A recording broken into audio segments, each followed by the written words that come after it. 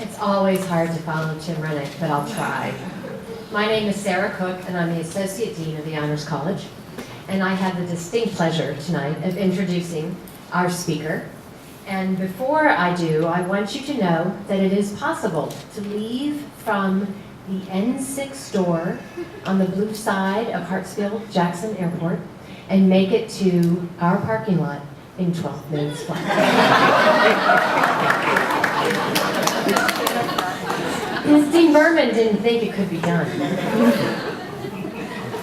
Well, between Hartsfield and here, Hedrick let me know that he's actually returning home in some sense. He is originally from Greenville, South Carolina, and lived in Atlanta in the early 60s. So, welcome home. Now, however, he lives in a beautiful apartment 1 mile away from the White House with a lovely first-floor garden that overlooks Rock Creek Park. Yes. So we can all be envious of that. You'll have to indulge me. My introduction is a bit personal, although I've just met Hedrick Smith. But since Dean Berman announced that author, Pulitzer Prize-winning journalist, and Emmy Award producer of many PBS and Frontline documentaries, Hedrick Smith would speak at this year's Founders Lecture, I've been grateful to Mrs. Zwick. She was an English teacher in northeastern Indiana at a high school in the middle of soybean and cornfields, where, like in many places across the US, the Soviets were evil. It was the communists who were going to steal the American dream, and where fluoridated water was still discussed as a communist plot. Mrs. Zwick taught Russian literature and exposed me to Tolstoy, Dostoevsky, Chekhov, all fascinating. But in her wisdom, she also assigned The Russians by Hedrick Smith. For me, the book was a transformative experience. I couldn't put it down.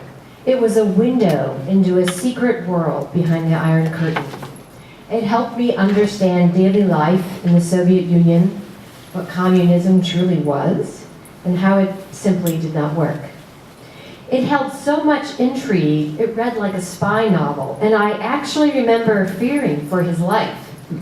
I'm relieved to see he made it through so well.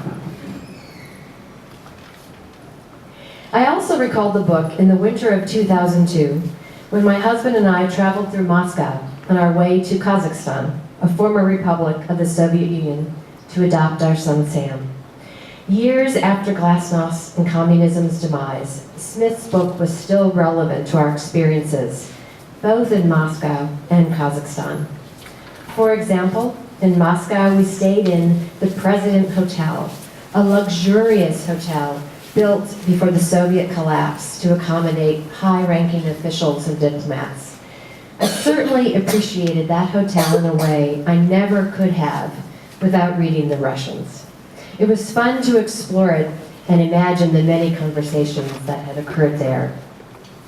Just as Smith gave me a window into a mysterious subject, and unknowingly enhanced actually 2 international adoption trips, his latest book, Who Stole the American Dream, gives us a new window into our current social, political, and economic context. He demystifies our relatively recent history to explain the multiple factors that have shaped life in the United States today. In essence, in this book, he's pulling back a different sort of curtain to reveal why the American dream may be just that, a dream for many. As someone who grew up in the 1980s, I find it ironic that while we were engaged in the Cold War to protect our dream, forces within our country operated to dismantle the dream in many respects. As he himself has said, the book reveals no secrets, no new information, but instead puts a new frame on events, beginning in the early 20th century, but with great focus on 1960 through today. This newest book of his has been met with great acclaim by many critics, with one calling it a remarkable, comprehensive, and coherent analysis of America's contemporary economic malaise. Dan Frumkin of the Washington Post wrote, quote, "Smith's extraordinary clarity in describing this sometimes obscure narrative arc evidently emerges from his sense of journalistic outrage. He sees the country splitting in two, divided by a vast wealth gap. He sees the social fabric of the nation tearing, and he wants to make it better." But of course, this book is not the first to deliver a new frame or window. Over his 50-year career, he has contributed critical perspectives through many outstanding books, beginning with the Pentagon Papers, of course the Russians, the media and the Gulf War, Rethinking America, the New Russians, which I have yet to read, and his excellent reporting in the New York Times, plus numerous documentaries on similar themes. Please join me in welcoming a man who has spent his entire day in airports, grabbing a bite to eat where he can, and was quickly rushed from the airport here and is willing to spend the next hour with us. Thank you, Hedrick Smith.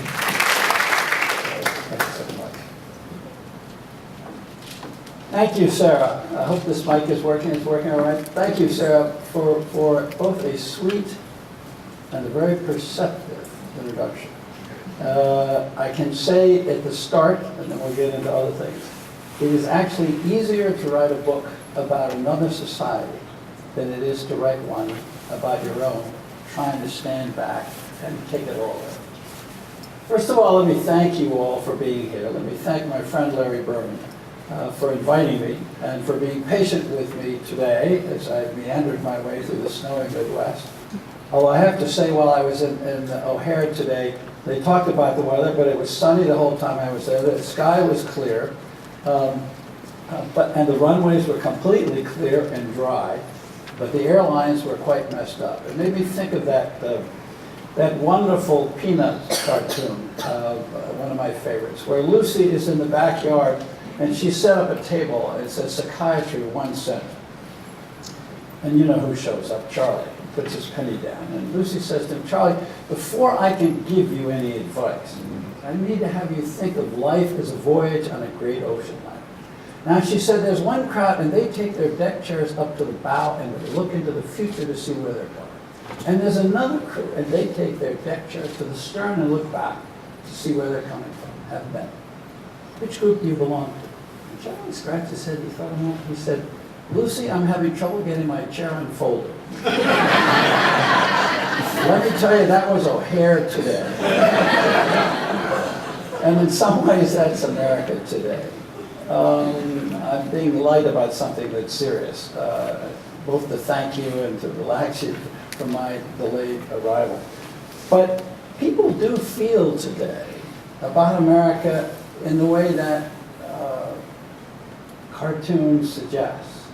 It's interesting to look at the polls. It's interesting to travel the country, as I've been doing for the last year or so, and listen to audiences and the questions they ask and the dialogue that I get into with them. And it's perfectly clear that it doesn't matter where you're from in this country. It doesn't actually matter whether you're from a red state or a blue state. It doesn't matter whether or not you're in the top 0.1%, and I've spoken to audiences in the top 0.1%, or you're a member of the AFL-CIO, or you're at a good university like this, or you're in an advanced placement class in a high school in New Hampshire, in Nashua, New Hampshire. People are worried about America.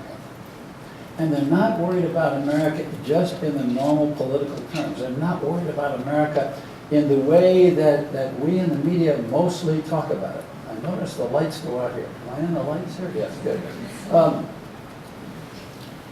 You know, the president and the Congress and both political parties are at the lowest possible ratings, as you can imagine. But it isn't just that. The confidence in our political system, if you read the polls, is as low as it has been in the last 40 years. If you talk to people and pollsters ask, is America on the right track or is it going in the wrong direction? Only 18% of Americans in one of the latest polls I saw think the country is on the right track. And more important than that, 63% of the people polled in that poll said they thought the United States was in decline. And that's a phenomenal figure. 63% think this country is in decline. Well, it probably goes up and down a few percentage points, but that's a huge figure. And it tells us something really fundamentally that's wrong. Well, when I started working on this book, I didn't have a book in mind called Who Stole the American Dream. I simply had in mind, and I signed a contract to write a book called The Dream at Risk. It didn't take any genius to figure out in 2009 that with our losing 500,000, 600,000 jobs a month, millions of people being foreclosed for their homes, Wall Street already over the cliff, and the rest of the country following over the cliff, that the dream was in trouble. It was getting into it and beginning to ask questions. What was it? How did we get here? Was it always this way? That began to unravel the story that to me is really interesting and revealing. And I'm one of those reporters, as Sarah kindly suggested, who likes to connect the dots. I'm not content with just getting a slice of the story. I think maybe the reason why The Russians was a good book is I wanted to swallow the country whole. I really wanted to understand it and then share that with people here. And the same thing is true with this book. I really wanted to get to the bottom of it. And it's interesting, as I got into what was going on in this country, I was actually taken back to an earlier period in my personal history, which was going to Oxford after I finished at Williams. And I remember reading the books by Arnold Toynbee. I don't know if you're familiar with Toynbee's 12-volume history of human civilization, 21 civilizations over 6,000 years. I have to admit I didn't read all 12 volumes. I read the abridged version, 2 volumes long, which was 1,200 pages. So that was a fairly decent chunk of work to do. And Toynbee had some things to say which are interesting and relevant, I think, to us today. But Toynbee basically told the story of civilizations in terms of challenge and response. That civilizations face challenges and they either meet the challenges and rise and then sustain themselves, or they fail and decline and disappear. And basically, he starts way back. He starts with the ancient Egyptian civilization, the ancient Incan civilization in Latin America. And he basically says an interesting thought. I hadn't had it ever, it wouldn't ever occur to me. The challenge they had was an environmental challenge. The environment was so hostile to setting up a civilization in both Latin America and along the Nile, that it was a real challenge just simply to forge an agricultural civilization that could support a fairly large body of people, and then build the strength and the growth and create a civilization. And obviously it succeeded. We can go to Machu Picchu today and still see the temples and go up and down the Nile and see the pyramids and see the temples that the Egyptians left behind. But what's interesting is, centuries later, they fell victim to another challenge. A stronger outside military invader came in the case of Egypt, the Ottoman Turks, in the case of the Incas, the Spanish, and defeated them that way.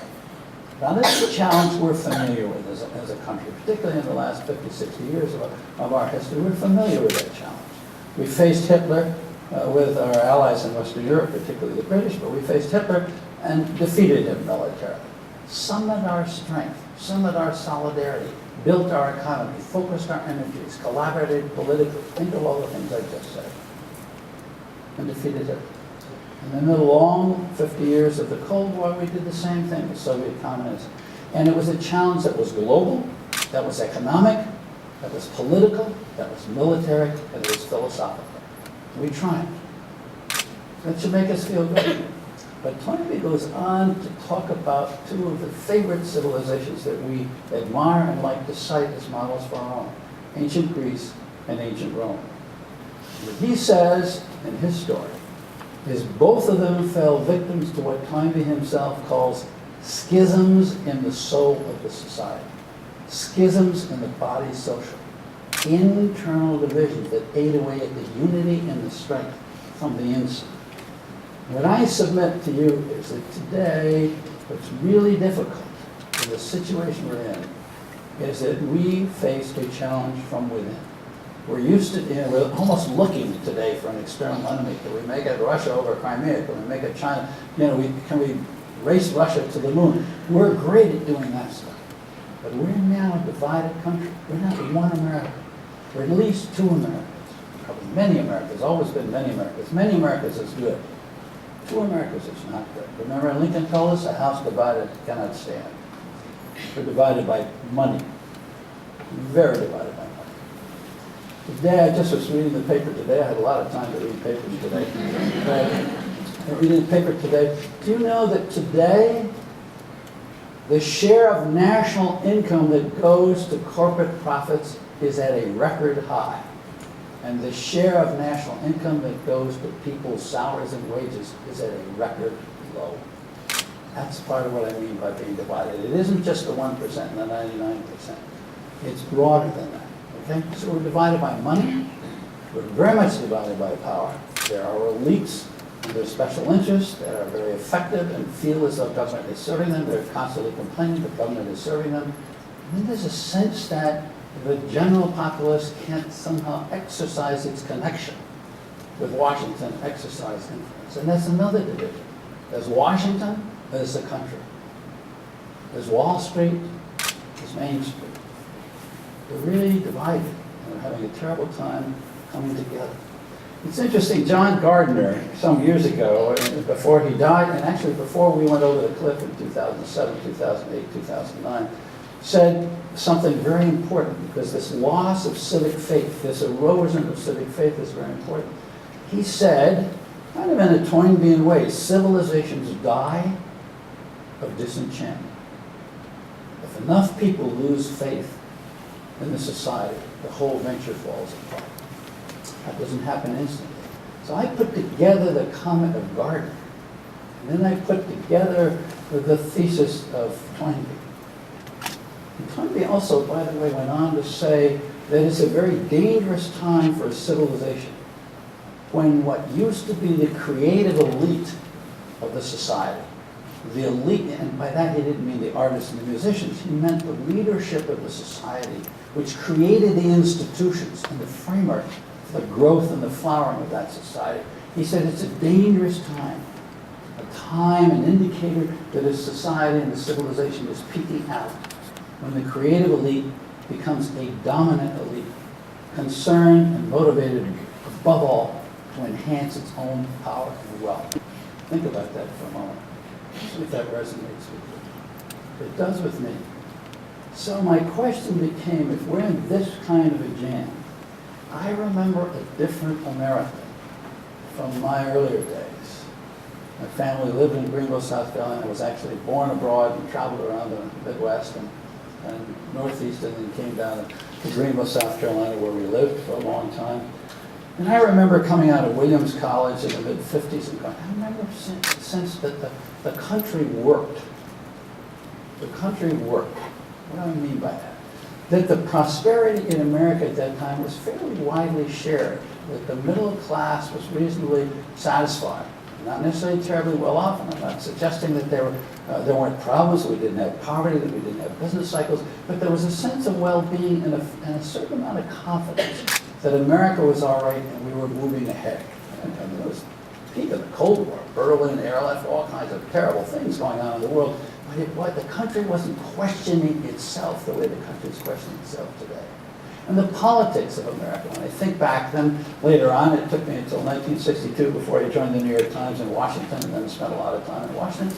The politics of that era were, yes, Richard Nixon fought Lyndon Johnson, and the Republicans fought the Democrats in every election. They fought them over policy. But there were amazing consensus about all kinds of things in that period. We passed the Civil Rights Act of '64, the Voting Rights Act of '65. We passed the Medicare and the Medicaid program. Kennedy said we got to beat the Russians to the moon. After Sputnik, we rallied together. We went to the moon. We beat the Russians to the moon. You realize the Congress passed budgets every year. You know, this past year they came to a budget agreement. By the way, it was not a normal budget agreement. It was a continuing resolution, which is a way around actually writing a budget. Normally a budget is a budget bill and 13 different appropriations bills. So that means 14 different agreements. Can you imagine this Congress getting to 14 different agreements? So they got around it, and we thought it was a miracle. We all said, oh wow, it's really good. They did it every year. They did it every year. That's when I'm talking about the country working. Well, I said to myself, you know, Smith, you're white-haired now. And people who are white-haired have this Lake Wobegon complex. You know, when I was young, all the men were strong, and all the women were beautiful, and all the kids were above average, right? Everything was above average when I was young. I said, better go back and check, just see if your memory's right. So I did. I did some reading, and I did some study, and I dug up some numbers. It was really interesting. I'm not going to bore you with too many numbers, but I'm going to give you a few because they're really indicative. From 1945 until the mid-70s, the productivity of the American workforce roughly doubled. That's that kind of productivity is what generates a higher standard of living. It's interesting. It rose 97%. The median household income, the income of the families right at the belt line, right at the middle of the American economy, rose 95%. So almost dollar for dollar. The growth of the economy, the profits of the major corporations and the businesses in the country, and the efficiency and productivity of the American workforce was translated through to the living standards of average people in America. Very, very important. So that was a confirmation of my memory. And even more of a confirmation is this. Economists like to divide us up into quintiles. Top 20%, second 20%, on down to the bottom 20%. If you look at that 30-year period from the end of World War II, the average income in each of those quintiles moved up together, almost like a musical bar, if you know the staff of music with parallel lines, okay? They went up and down with business cycles, but they moved up together. In fact, the average income of the bottom two quintiles moved up faster, a little bit faster, not much, faster than the middle quintile. And the average income in the top quintile moved up slower. So we had a slight convergence. I don't want to overdo this, it's tiny. Charlie Wilson, who was the CEO of General Motors at that time, made 40 times the salary of an average worker in one of his plants. So we're not talking about equality here. But there was what economists call the Great Convergence. What they mean by that is that the Great Compression is another term for it, that the salaries at the top and the incomes at the top were not that far from the middle, were not that far from the bottom. It didn't mean there wasn't a top and there wasn't a bottom, but they were within shouting distance of each other. And so it was a much more acceptable economic terrain for the country as a whole. Now, next question, of course, is why? How did that happen?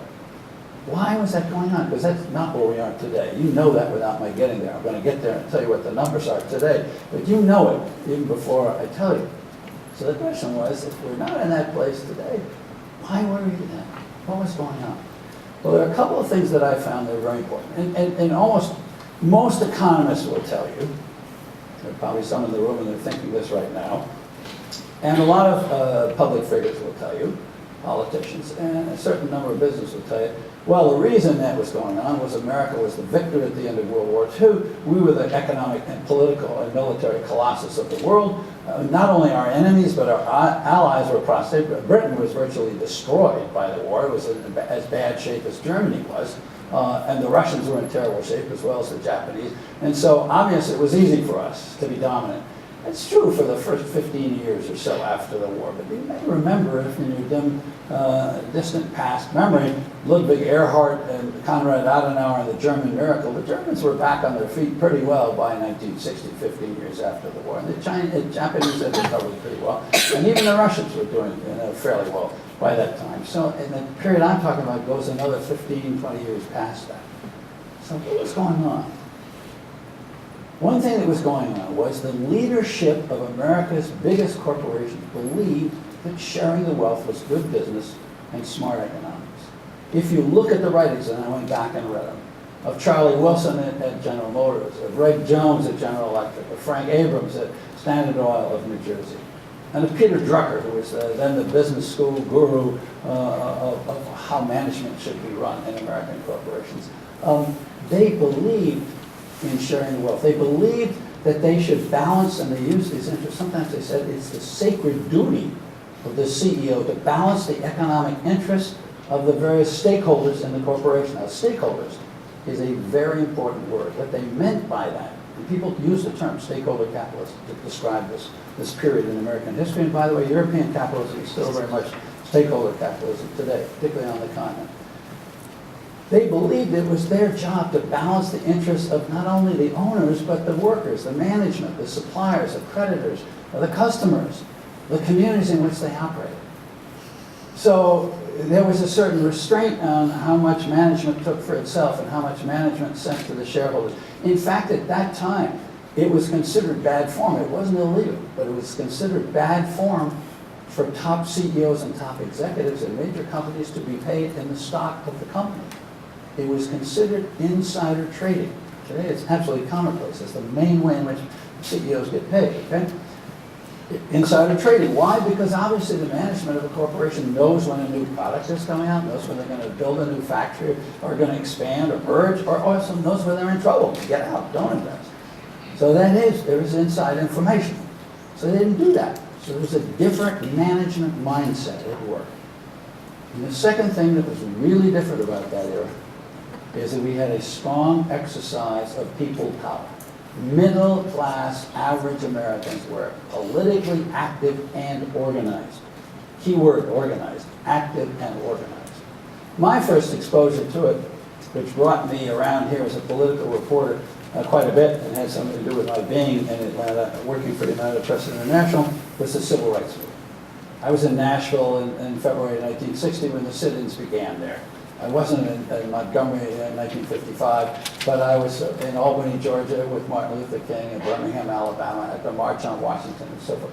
Civil rights movement was the classic example of a protest rising from the belly of the land and expanding the reach of American democracy. It was about social acceptance and rolling back Jim Crow laws, but it was also about opening up greater economic opportunity. King, when he was shot, remember he was in Memphis supporting a garbage workers' strike.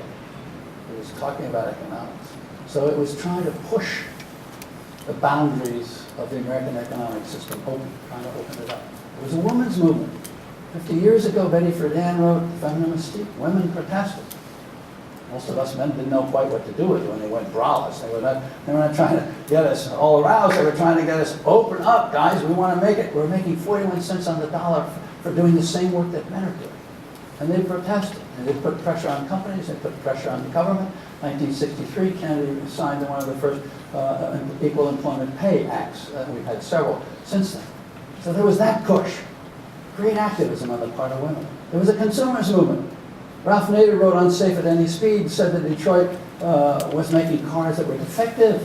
Wheels came off, steering columns didn't work right, brakes didn't work right, cars crashed, people got hurt, people got killed. And he raised a tremendous protest. And that gave energy to a movement. I think in early 1961, I think there were 11 new consumer organizations that were formed in 1 year. Eventually came together in the Consumer Federation of America. And those people pushed. They pushed for product safety commissions. They pushed for a consumer product safety organization. They pushed for labeling of products. People said, look, we can't tell what the contents of a product are. If you go into a drugstore or a grocery store or some other store today and you turn a product over, and I'll venture almost everybody in this room does it at least 5 times a week, maybe once a day. If you turn that product over to find out what's in it and whether or not you want to put it on your face or in your mouth or feed it to your family, you can thank those people back then. Those people got that written into law. It wasn't just voluntary. They put pressure on the political system and got it written into law. Civil rights got it written into law. Women's got it written into law. Environmental movement. Environmental movement. April 22nd, 1970. Earth Day. Do you know 20 million Americans went into the streets, met on college campuses, went on radio and television, had talkathons, met in shopping malls? 20 million Americans. That's 7 or 8%, nearly 10% of the population of the country at that time. 1 year, within 1 year, Congress passed 7 major pieces of environmental legislation. Clean Air Act, Clean Water Act, Safe Drinking Water Act, Anti-Toxic Substance Act, on and on and on. All of them signed by a very pro-business Republican president named Richard Nixon. I know Bill Ruckelshaus really well. He was the first head of the EPA, the Environmental Protection Agency, appointed by Nixon. I said to him, Bill, is there something we missed? Was Nixon really a closet environmentalist? And we just didn't understand that? He said, Rick, I'll tell you, in all the years I worked for Nixon, he never once asked me, Bill, is it really bad out there? He said, is it really true that the Cuyahoga River bursts into flames because there's so many chemicals in the Cuyahoga River? Or that if you put your arm in the Potomac, I've actually had this happen myself, you put your arm in the Potomac, it comes out covered with green slime from the algae generated by the nitrogen and phosphorus pollution? So why did he sign all that legislation? And actually, he didn't sign the Clean Water Act. His veto was overridden. But with the exception of that, he signed all the others. And he said he was a practical politician. He said people spoke. The people demanded it. We as government had to respond. That's the way democracy is supposed to work. Wow, what an interesting syllogism. The people demanded it. We had to respond. That's how democracy is supposed to work. How about keeping that in mind until we get to the end of this talk and what we're dealing with today? It's very important. So people power, I'm trying to tell you, in one arena after another. And there was a labor movement that was strong. There was a labor movement that was strong. Coming out of World War II, there were a lot of wildcat strikes because the wage and price controls were taken off. And it was very disruptive to American production. And General Motors was the biggest corporation, the most important corporation in America at that time. And Charlie Wilson said, look, I want to get back to making cars and making money. And Walter Reuther, who was head of the United Auto Workers Union, said, fine, Mr. Wilson, we'll agree to that. But we want steady jobs. We want a contract with rising pay, 2 or 3% a year, rising pay. We want a health benefit that will protect us from health disasters. And for the first time in American history, we want a retirement benefit from the company. It's interesting. A lot of people think it was labor that pushed the retirement benefits. It's true, but management at General Motors and in many other corporations liked the idea of paying a lifetime pension. Why? Because they paid less of a wage increase in the short run. And they said, we'll save the money and we'll pay it later on in the long run. So it was something that was embraced eagerly by management as well as being pushed. But that safety net kind of agreement that the UAW negotiated with General Motors in 1948, by the way, it was called the Treaty of Detroit because it brought labor peace there and actually in many other arenas. They went into the steel industry, the rubber industry, the metal industry, and the electronics industry, and the atomic and chemical industry. It went through all those unionized industries, but it also went all through the non-union economy. There was a social compact. And so that, to me, is where the American dream really took root. You can say this American dream, Horatio Alger, go from the bottom to the top. It's always been a dream, and it's always dealt with a handful of people, even back then, and even more so today. And there's an immigrant stream of coming from Greece, or coming from Vietnam, or coming from Mexico, or somewhere to America, to escape something worse and to get there. But for 100 million, 150 million Americans in the middle, the dream is embodied in that contract. A steady job, rising pay over your lifetime, over your academic lifetime. As you go from lecturer to assistant professor to associate professor to professor, full professor, you know, to department chair and so on and so forth, you become more valuable. Your talents grow, so you'll be paid more. So that notion kind of got built into our economy, the way it was structured, and the social contract that we have. Okay? So the rising pay, and then the benefit, the protection against disaster, medical disaster, health disaster, and some kind of protection at retirement. And enough money so that you could afford the down payment, a modest down payment on a modest home. And make your mortgage payments for 30 years, and then when you retire, you own your own home, and you didn't have to be insecure about it. A lifetime pension. And then the dream that your kids would do better than you did. That was it. Interesting. Listen to these numbers. In 1980, we're not talking ancient history in 1980, 84% of the people who worked for companies with 100 or more employees had a lifetime pension from their employers. A monthly paycheck from the day you retired until the day you died. And 70% of those people had a fully financed employer-paid health insurance program. Today, those numbers are 30% for retirement and 18% for the health insurance, and falling fast. They're just the only reason why the number is still at 30% is there's still a lot of us still alive. But when that generation passes out, the number will drop really dramatically. So this was really embodied in the practices of the country nationwide, not just in the heights of the economy. Okay? So that is what we had. We had a women's movement, an environmental movement, a civil rights movement, a consumers movement, a labor movement, and ultimately then a peace movement on the Vietnam War, all of which exercised tremendous power and influence on the policies of the government. You won't believe what I'm going to tell you about the taxes. The maximum marginal tax rate under Dwight Eisenhower was 92%. So if a millionaire made a second $1 million, 920,000 of it went to the feds, and he got to keep, it was all men at that point, he got to keep 80,000. It dropped dramatically under John F. Kennedy in the 1960s to 77%. Last decade, maximum marginal tax rate was 35%. Back in the Eisenhower and Kennedy days, average growth over 20 years was 3.1% for 20 years. Business cycle went up and down, it went up to 5.2, it went down to -2, whatever, it bounced around, but it averaged out at 3.1% with high tax rates, okay? When you get to 35% tax rates over the last decade, for the entire decade of the 2000s, including the period prior to the financial collapse, the average growth rate was less than 1%. Maximum personal marginal tax rates have nothing to do with growth. Don't let anybody, news media, politicians, academics, whoever tell you it does. The track record does not support that. Okay? So these are the kinds of things I began to discover as I went back. So I said, what happened? If we had people who believed in sharing the wealth, if we had widely shared wealth, if we had people power, and Washington was responsible, it's not like the people own the government, but they had impact on it. We don't feel that way today. What happened? Well, some very important things happened. Globalization, advancing technology happened. But I don't believe, I used to believe, before I did the research for this book, that was the story. It's a misleading half-truth. It is a half-truth, but it's a misleading half-truth. There were human decisions and changes in the way our society, our economy, and our politics operate that had a much greater effect on how the economic pie is split today and how our political system has become dysfunctional. Okay? First thing that happened was that there was a power shift. There was a reaction, almost Newtonian. You know, to every action there is an opposite and equal reaction. Well, the citizens' power, the people power that I have described here, triggered a reaction on the part of particularly the business and the financial elite in this country. And it actually began back in the 1970s.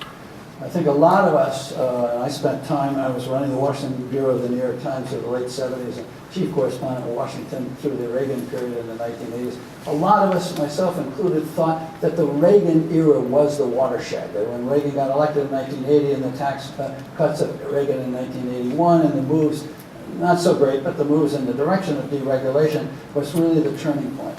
But when I went back and I looked at history and I began to put it together, I realized I was wrong. It had actually happened on my watch when Jimmy Carter was in the White House, or close to you all here in Georgia. Jimmy Carter was in the White House, and the Democrats control both houses of Congress. What happened was this, I think. It's a fascinating story. Lewis Powell was a very famous Virginia attorney from Richmond. And he was a corporate attorney who was so prominent that he became head of the American Bar Association, very close to a lot of people at the U.S. Chamber of Commerce. And he was deeply disturbed, particularly by the power of the labor movement, the women's movement, and the consumers movement. And he thought business had to do something, and the environmental movement, business had to do something to blunt their power and get power back. He literally saw the American free enterprise system under mortal threat. He used those words, under mortal threat, from these people power movements that I've just described to you, including the civil rights movement. He was talking to friends of his at the Chamber of Commerce, and they said, you're an attorney. You're used to writing briefs. Why don't you write us a brief about that?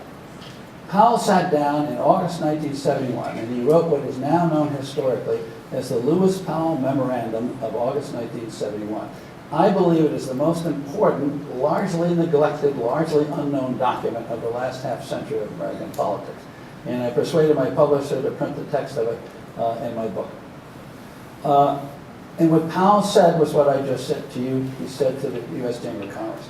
Business is being taken to the cleaners in the political arena. It's under mortal threat. He actually saw Walter Reuther, the head of the UAW, as a greater threat to American capitalism than Soviet communism. And he said, you've got to do something about this to business leaders. You've got to organize. You've got to pool your resources. You need to develop a long-term game plan. You need to identify and go after your political enemies aggressively, vote them out of office, oppose them, and begin to recapture the high ground. He turned in that memo to the Chamber of Commerce. The Chamber of Commerce circulated it secretly, privately, I shouldn't say secretly, privately, didn't make any noise about it, to business leaders all over the country. Within 4 months, the Business Roundtable was formed. I don't know if you're familiar with the Business Roundtable, but if you follow Washington politics, you should be. The table is the single most important voice of major corporations in America in Washington. It's the main political voice. I knew some of the members, Reg Jones, I've already mentioned, Erwin Shapiro at DuPont and others, got together, 150, 160 of the largest corporations, and they organized in response to Lewis Powell's memo and began to organize to have enough. And when those guys go to Washington and they do lobbying, they do not go to Capitol Hill generally. They go stay at the White House, in the Lincoln bedroom, and they talk to the president, and they talk to the vice president.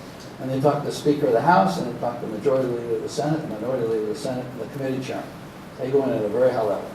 But further down, there was another change that occurred. When Powell wrote his memo, there were about 175 companies that had offices in Washington. Within 8 years, before Reagan gets elected, there are 2,400. There are 9,000 registered corporate lobbyists by 1980. There are 50,000 people working for business trade associations. There is an army. There is a lobbying army in Washington by the late 1970s. And they go to work.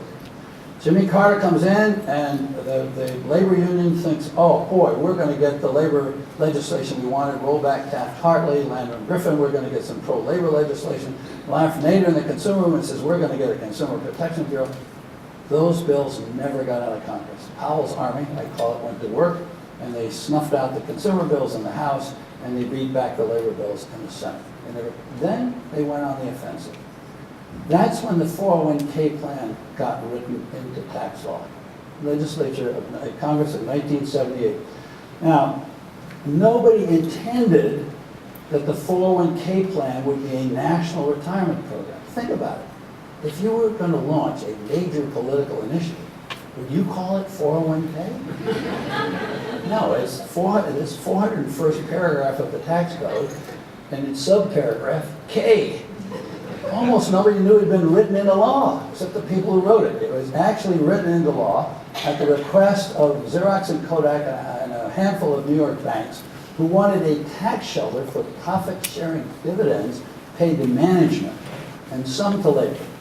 They wanted a tax shelter. It was a retirement program for a very small number of firms and a very small sliver of people at those firms.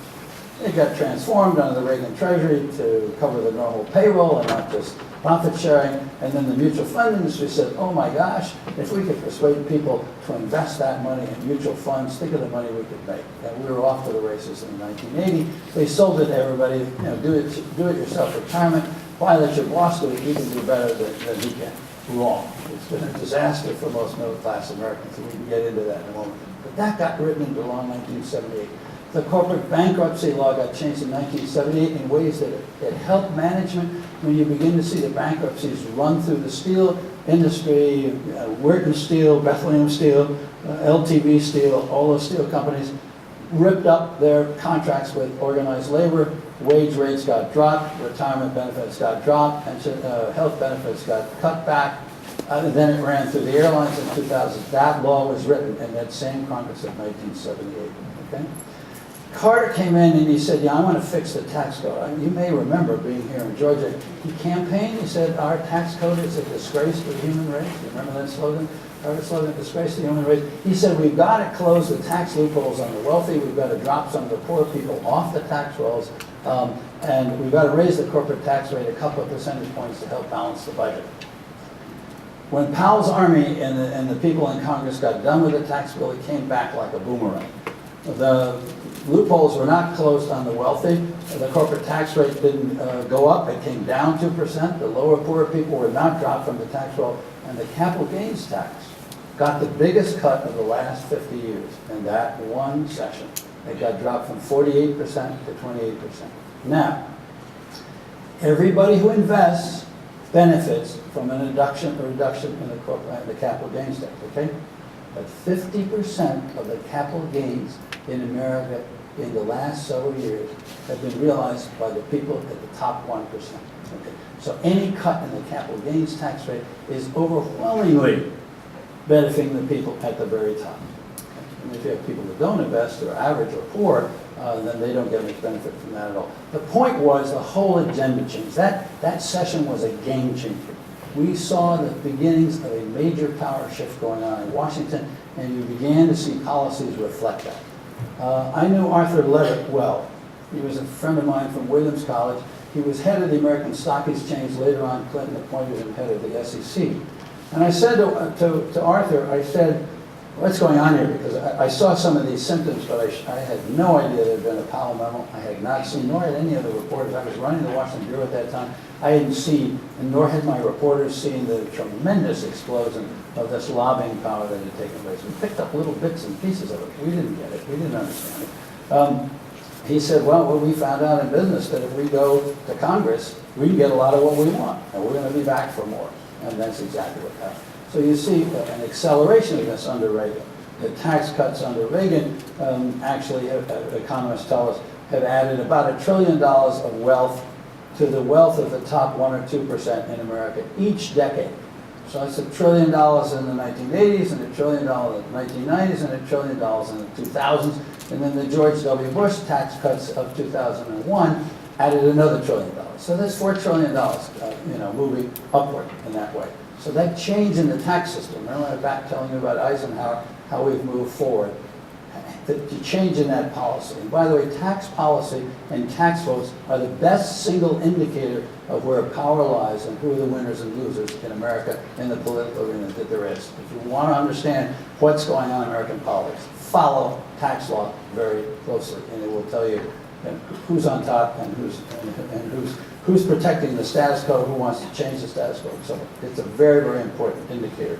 It's like a windsock, political windsock over Washington. So that's what happened.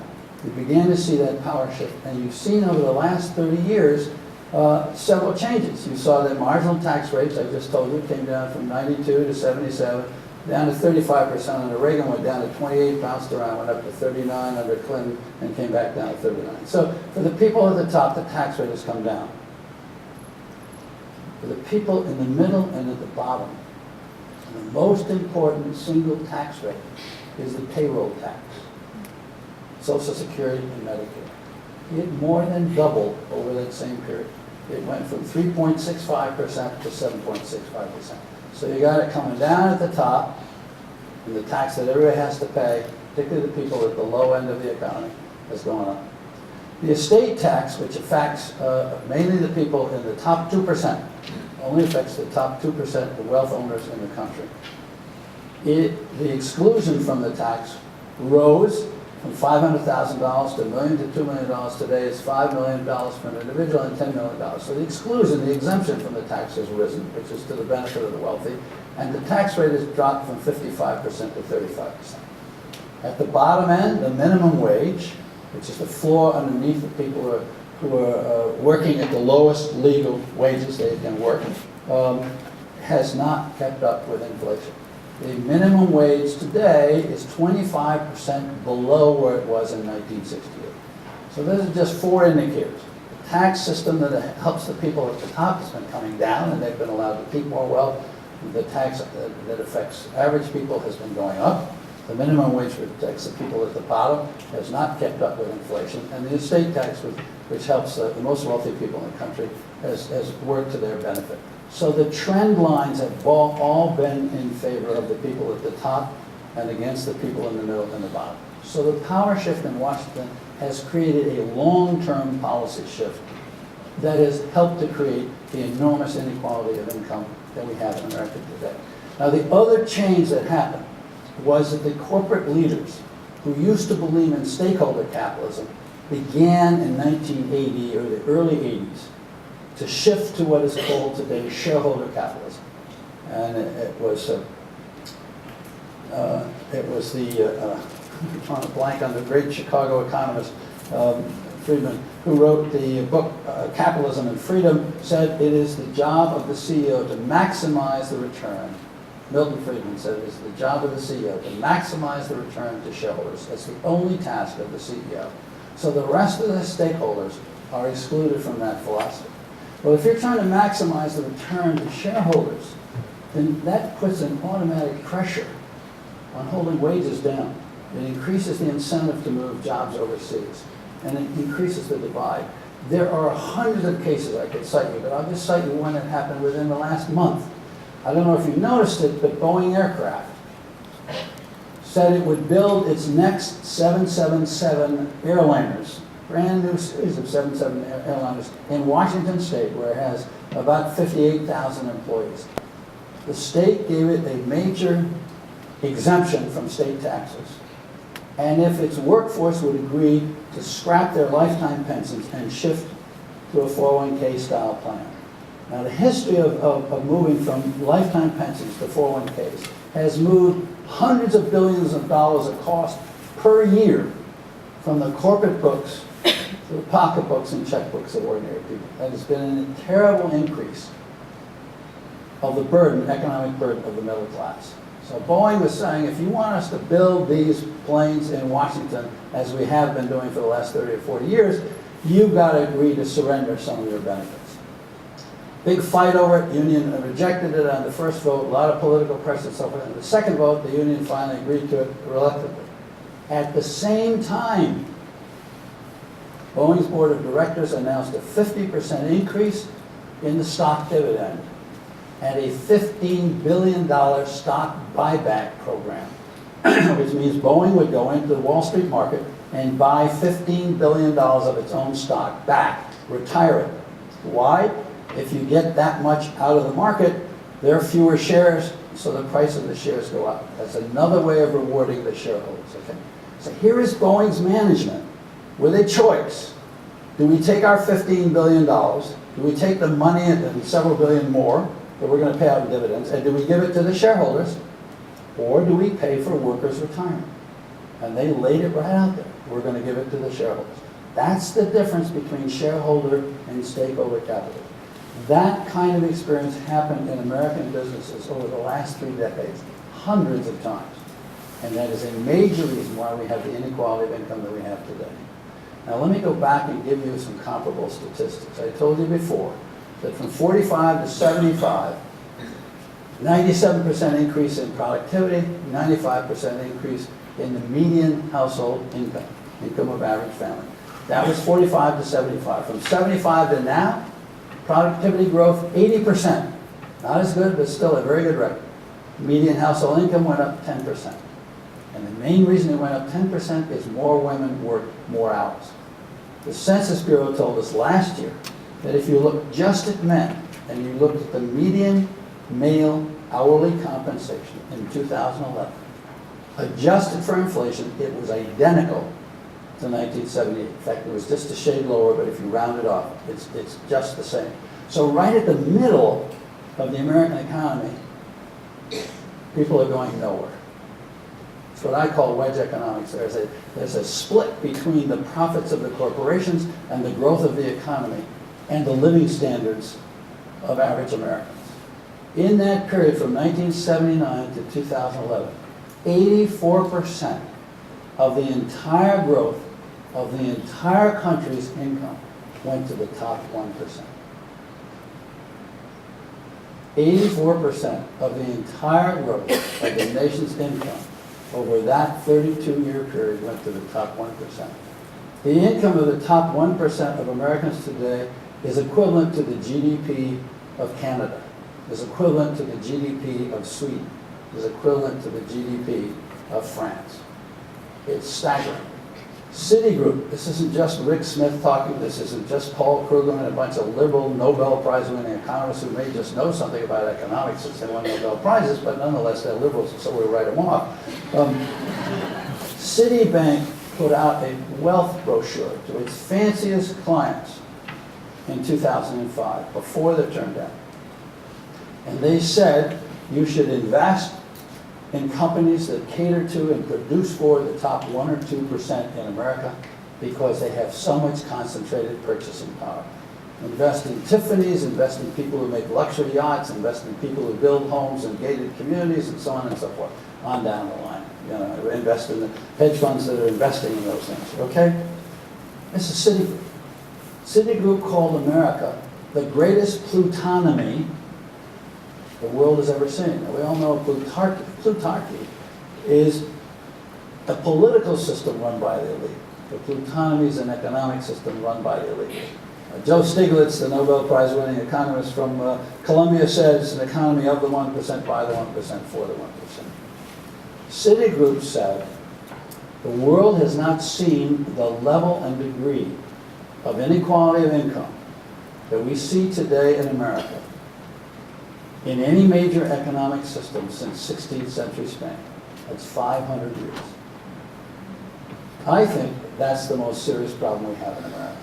Now, it's serious not only because it's unfair, but it's serious because, number one, it's causing the middle class to be frustrated and to almost give up and constantly be under pressure, under strain. And it is bad economics. There are ample studies, ample examples of people studying different periods of American history and studying other countries as well, that show when you have high inequality of income, you have slow growth. It's damaging to growth. The best periods of growth, one of the reasons why we had such good growth back under Eisenhower and Kennedy when the tax rates were high, is because we had shared prosperity. Economists call it the virtuous circle of growth.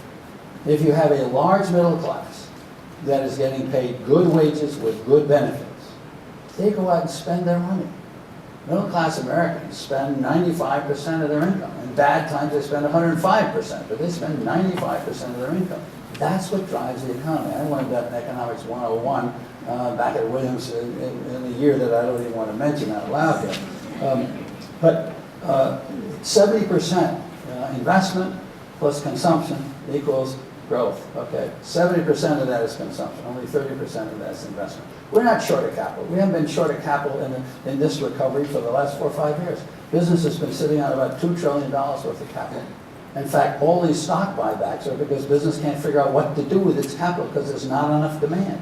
It's demand that drives the economy. Pay a lot of people good money. They go out and buy the cars and the bicycles and the cell phones and the houses and the refrigerators and so forth. Business has got to expand in order to meet that demand, so they hire more people, they build more plants, they buy more equipment, and that's what they call it the virtuous circle of growth. Each part of that circle pushes the next part of the circle. So that's where we've gotten to. We've gotten to a point where we've got such an enormous division of income that it not only bothers us politically and it bothers us socially, but it is hurting us economically, hurting us all. We're all paying the price for it. Now, question, what do we do about it? I didn't really want to get into this question. When I first turned in my first draft of my book, I turned it into Kate Medina, my editor, and she said, Rick, you've really described a terrible situation. You've got us in a ditch. How are we going to get out of the ditch? And I said, Kate, I'm a reporter. My job is to tell the story. Let the chips fall where they may. No, balls and strikes, fair and foul.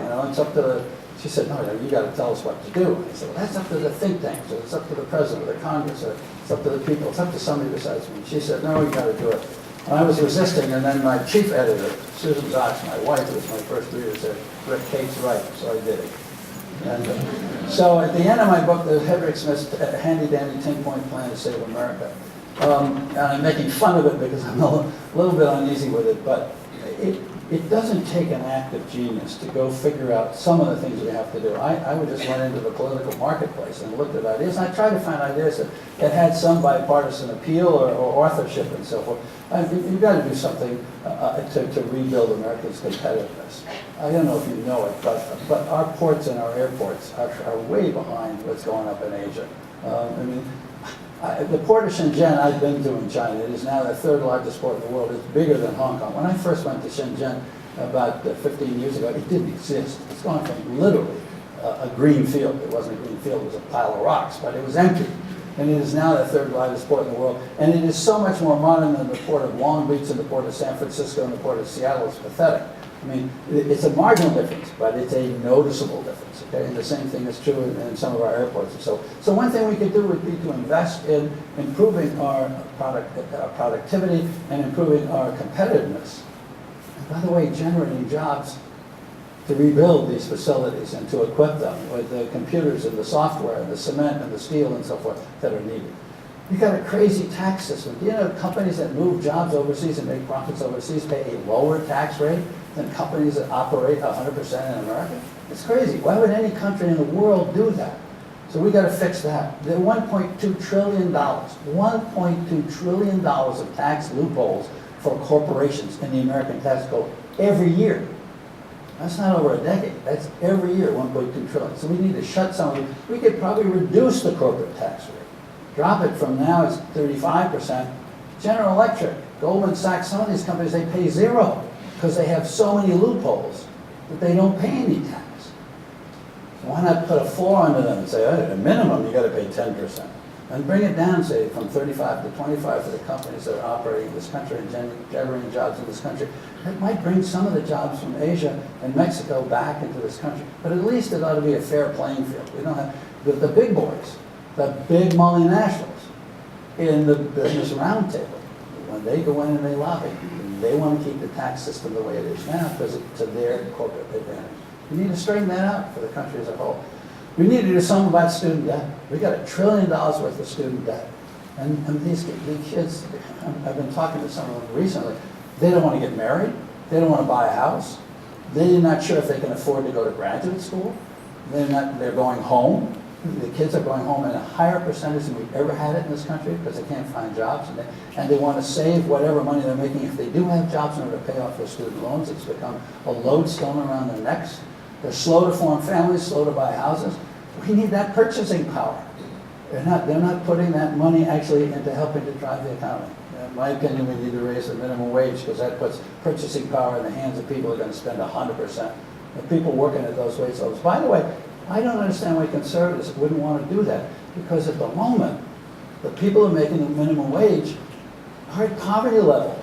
And they actually qualify for poverty programs. They get poverty support, they get food stamps. So if you want to shrink the food stamp program, why don't we raise the minimum wage? So when we don't have them on food stamps or Medicaid or other welfare things. We need to invest more in R&D.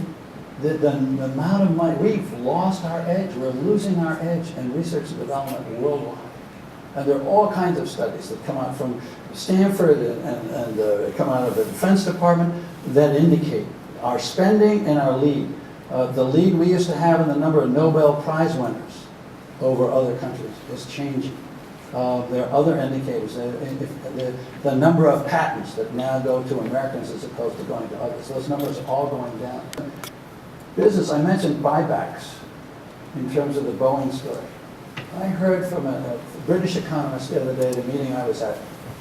Since 2000, American companies have spent $3.2 trillion in stock buybacks. $3.2 trillion. That is money that could have gone to workers or could have gone to R&D. So the idea that we're going to lead the world with innovation, but we're taking that much money out of accumulated corporate earnings instead of plowing it back. The whole idea was plow it back and keep growing. I'm not saying none of it should have gone out. That's an extraordinary number. It's an extraordinary number. So we need to get back to things that are going to make us more competitive. And then we've got to tackle the political system. I've been talking too long, but I need to do just a couple of things about the political system. One of the problems with all the money in the economy and the lopsided distribution of the money is that money is now coming back into the political system. So the people who have the money are putting pressure on the administration and on the Congress to pass legislation to help protect the money they've got.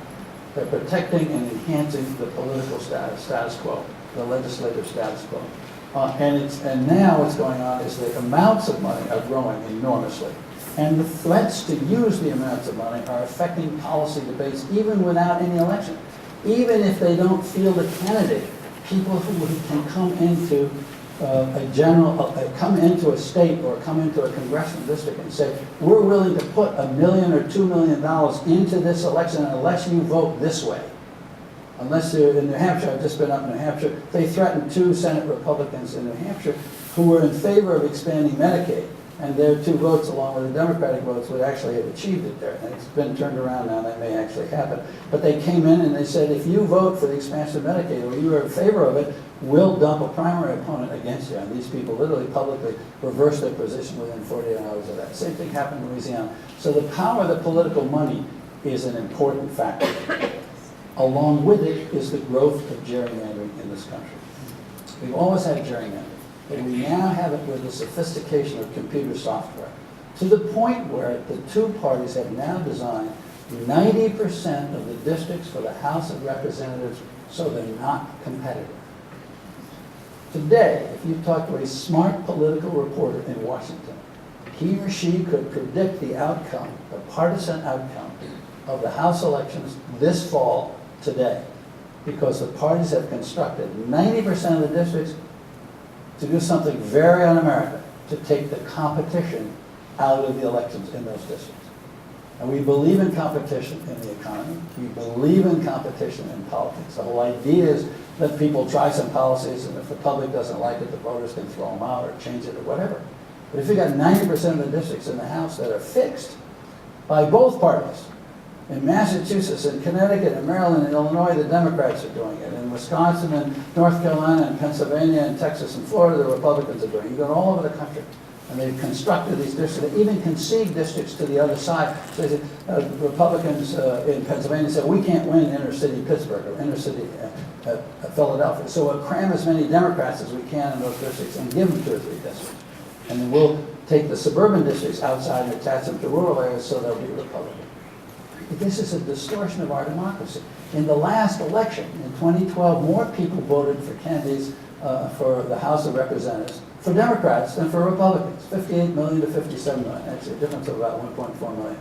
It happened in Pennsylvania, North Carolina, Wisconsin, and Michigan. The Republicans walked away not just with a few more seats. In the House as a whole, 33 more seats. In Pennsylvania, it was 13-5. In North Carolina, it was 9-4. In Massachusetts and Connecticut, the Democrats control the thing. They have 15 seats in the House. Republicans get about 1/3 of the vote in those 2 seats. They should get 5 seats. They get 0. The gerrymandering has been worked out. They don't get a single seat. So people start giving up. People in the middle, people on the other side start giving up. The middle retreats from politics. What we need to do in America today is restore the middle. Restore the middle in politics and restore the middle in the economy. And there are a couple of states that are working on that. California has just turned over the redistricting of its legislative districts to a citizens commission instead of from the political parties. New Jersey's been doing that for about 30 or 40 years, and one of the best, believe it or not, New Jersey has one of the best redistricting systems in the country. In Washington State, 4 or 5 years ago, they started what they call the single primary, top 2 primary. Everybody runs in the same primary, everybody votes in the same primary. The reaction may be, well, why do you do that? Well, what's interesting is it forces the candidates to appeal to voters of every political stripe. It moves candidates more towards the center. So that whoever wins on either side is a little bit closer to the center and less towards the extreme. Because what gerrymandering does is it promotes extremism. You get extreme left Democrats, extreme right Republicans, and when they get to Congress, they can't even talk to each other. There's a Grand Canyon between them. Okay, and they come from districts that have been set up to produce that result. But the single primary begins to bring everybody back together. When Washington State introduced that in 2008, the very next congressional election, in all 9 districts of the state of Washington, turnout went up 20% on average. 20% of the voters who'd given up under the old system said, my vote now counts, I'm going to get out there. And they've been doing that ever since. The turnout has remained high. What's also interesting is that all 9 members of that delegation, none of them fall within the outer 20% in terms of political extremism of either party. So even if the party lineup in the state delegation, which is 6-3 Democratic, is the same, the kinds of Democrats and the kinds of Republicans who are elected are much more disposed towards compromise, towards getting something done. So that's the direction I think we have to move in. Let me just say finally, I don't think any of this is going to happen unless the people in this room and people like you all over the country get engaged. We have to go back to the people power confidence of the 1960s and 70s. If we say they've got to fix it, it's not going to get fixed. people in Washington are not going to fix the system that got them elected and keeps getting them elected. They don't like it, by the way. I've talked to lots of them privately, and I've talked to lots of them publicly after they've left office. And they hate the fundraising, and they hate the system, but they don't dare get out of it. They're not going to change it. And the people that are financing it, some of them don't like to be done. But they're not going to change it because they're buying what they want, which is the inside track into policy in Washington. So the only people that can change it are us. We have to do it.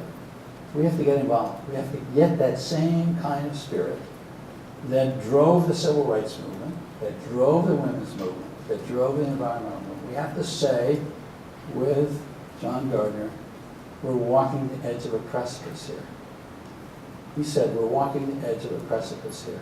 Civilizations die of disenchantment. If enough people doubt the value of the system, the whole thing falls apart. Now let me just share you one kind of funny story somebody told me the other day. People will say, isn't it too late? Can we do anything about it? I don't know if you know this, but Alfred Nobel, the man for whom the Nobel Prizes are named, was a great arms maker, munitions maker, inventor of dynamite. He had a brother who was his, not a twin, almost the same age. The brother died, and somebody wrote an obituary in a French newspaper of the brother, who lived a very different life, was not involved in the munitions business at all, had nothing to do with what Nobel did. But when the obituary appeared in this French newspaper, it said Merchant of Death, and it told the story of Alfred Nobel. And somebody sent him the obituary, and he looked at it, and he said to a friend of his, he said, oh my God, it's my brother's death, but that's my obituary. That's my life. How terrible. Oh God, what an awful thing for me. And the friend said, no.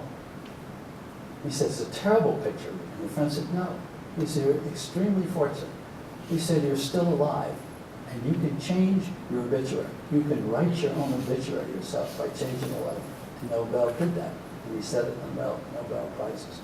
We can rewrite our own obituary. We're not dead. But it is up to us to change our lives now.